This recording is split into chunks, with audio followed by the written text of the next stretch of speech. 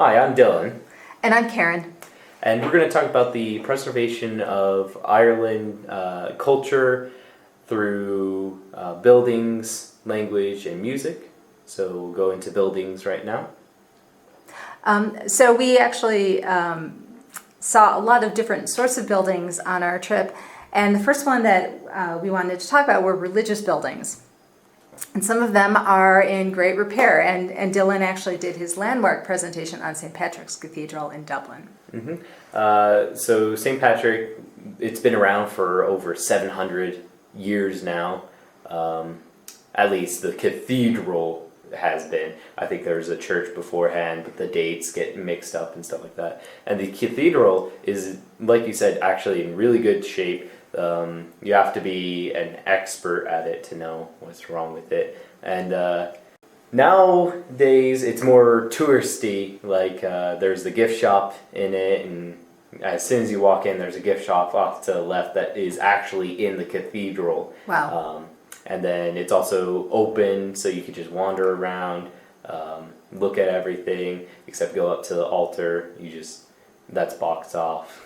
But it's geared for people to come and visit as tourists. Exactly, yes. Okay. All right. And then we also saw stuff like that with the castles that we visit, like Trim Castle. Right. There's the tour with the Right. tour guide that Right. definitely knew. Oh, yeah.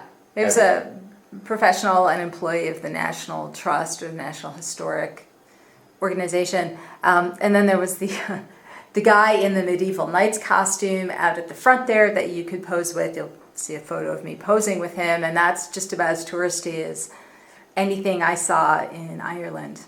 Mm-hmm. And they also make a big point at Trim of having signs around that actually show in visual form, like reconstructions of what it looked like before it fell into disrepair. So there's a lot of educational material around that particular castle, that pretty fancy, it's fancy house.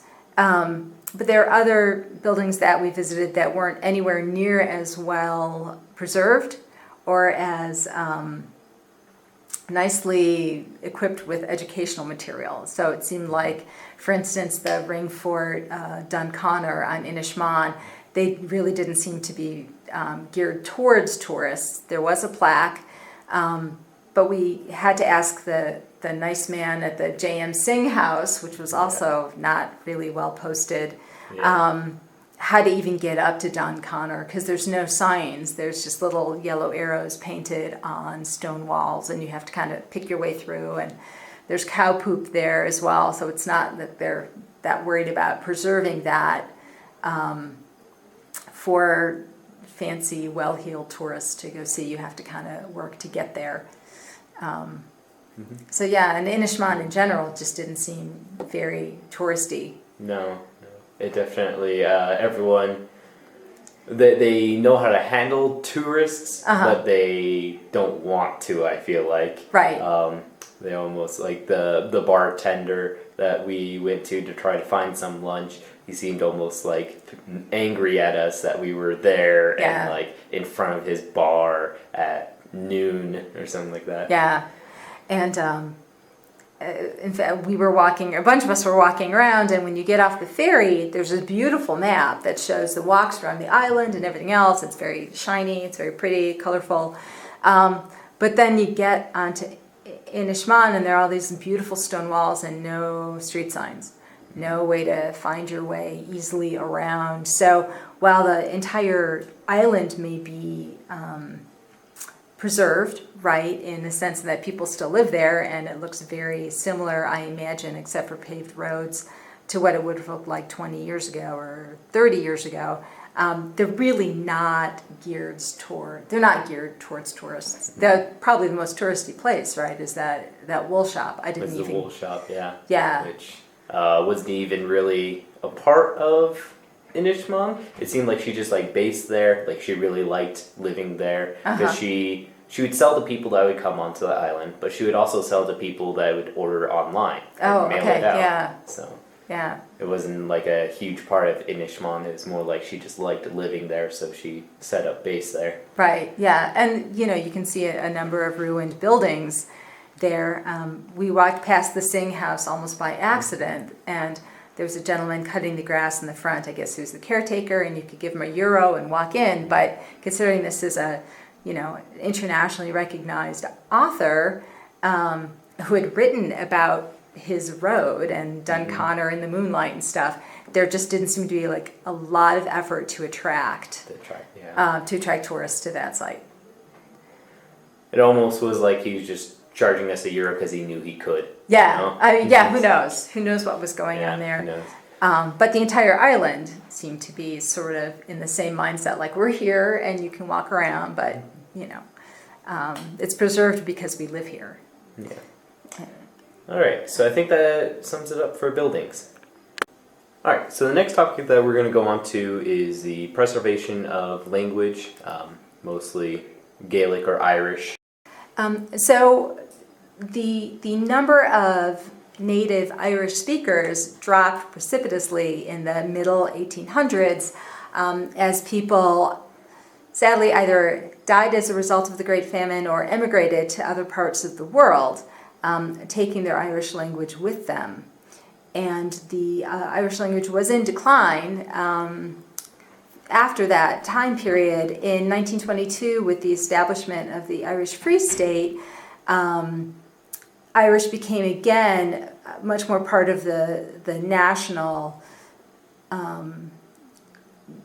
environment. The Gaelic League in 1893 had been working to get Irish back onto national curricula and to get people using it again, but it really wasn't until the establishment of the Irish Free State in the 20s that there was more of a push for it. In 1938, Douglas Hyde, who was one of the founders of the Gaelic League, gave his presidential address in Irish.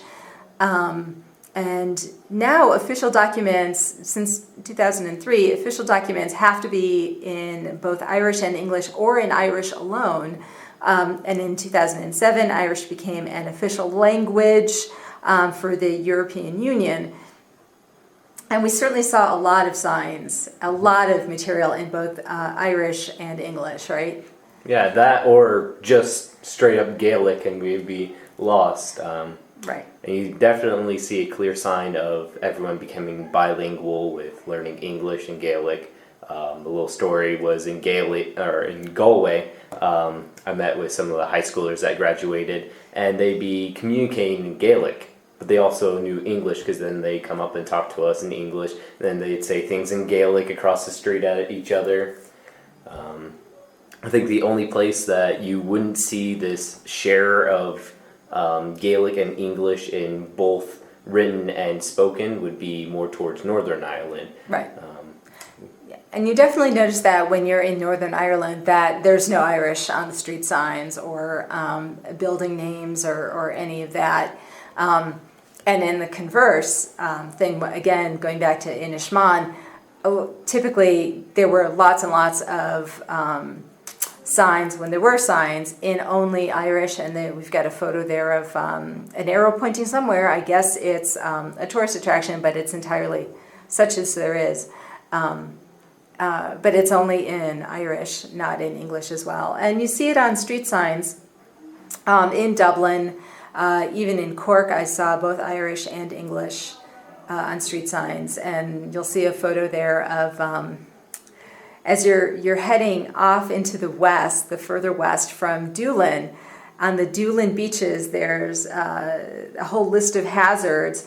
And there's a little bit of English, there's a little bit of Irish, and then there's a whole lot of just iconography depicting all of the ways that you can injure yourself at the beaches in Dugan, which is kind of funny for those who read neither English nor Irish.